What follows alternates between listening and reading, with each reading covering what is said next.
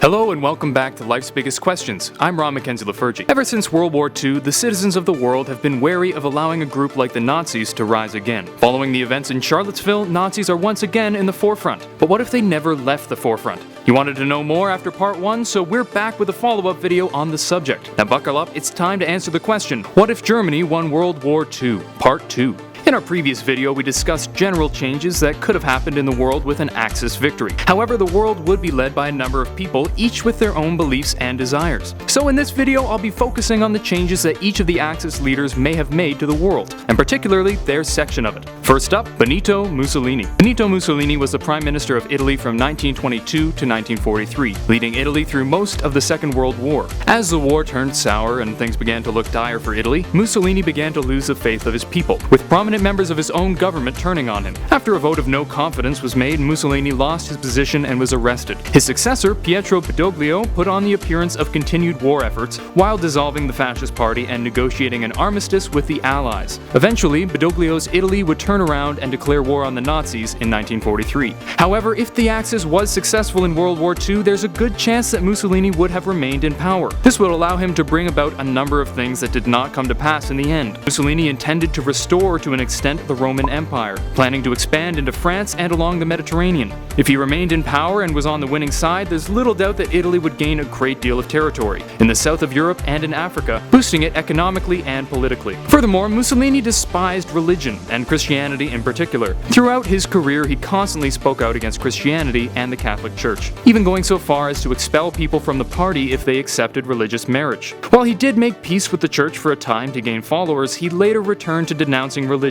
In countries ruled by Mussolini, there would likely be significantly less religion and perhaps an outright ban. Now we move on to Emperor Hirohito of Japan. After the United States dropped nuclear bombs on Hiroshima and Nagasaki in 1945, Japan was forced to surrender. The following years were rough for Japan, with an occupation and restructuring led by the Americans. Their defeat led to the collapse of the Empire of Japan, replaced with Japan as we know it today, more or less. However, if Japan was to exit World War II in a position of power, they would be a near unstoppable force. Rather than collapse, the empire would continue to expand until Japan had total control over the Pacific Islands. This would boost their production and economy to an incredible point, making them even more of a global superpower than they are now. Furthermore, tactics deemed acceptable in war would also change with a Japanese victory. While some aren't aware of this, as it's often glossed over in history class, the Japanese committed a number of terrible atrocities during the war. Their war crimes include attacks on neutral powers, mass killings of minorities, human experimentation, chemical weapons, and even cannibalism. If they came out on top, future wars could involve similar tactics, and would be incredibly brutal. And now we come to the big one, Adolf Hitler. We touched on this a bit in the last video, but it's worth expanding on further. Had Germany been victorious in World War II, they likely would have taken control of much of Europe. Adolf Hitler would be the most powerful man in the world, but would that be enough? Some believe that after successfully exterminating those of Jewish descent, he would move on to other minority groups, namely those of African descent.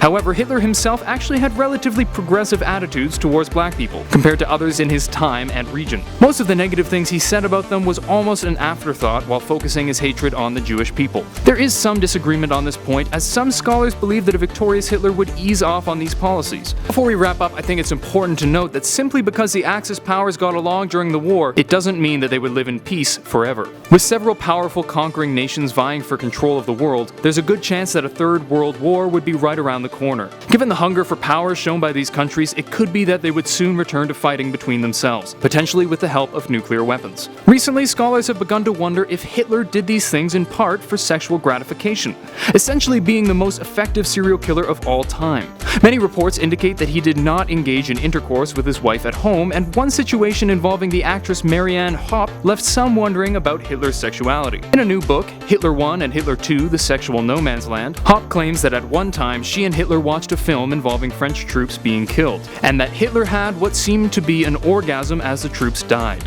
It could be that even after succeeding in the war, Hitler would continue fighting, even against previous allies like Italy and Japan, in the name of sexual gratification. This sexual aspect will, however, likely remain unconfirmed, so all we can do is speculate. Now we return to our question, what if Germany won World War II? Part 2. Mussolini would gain a great deal of territory in southern Europe and Africa and would likely work to minimize or completely remove religion from those areas. Japan would potentially remain an empire, gaining loads of land and boosting their already high production.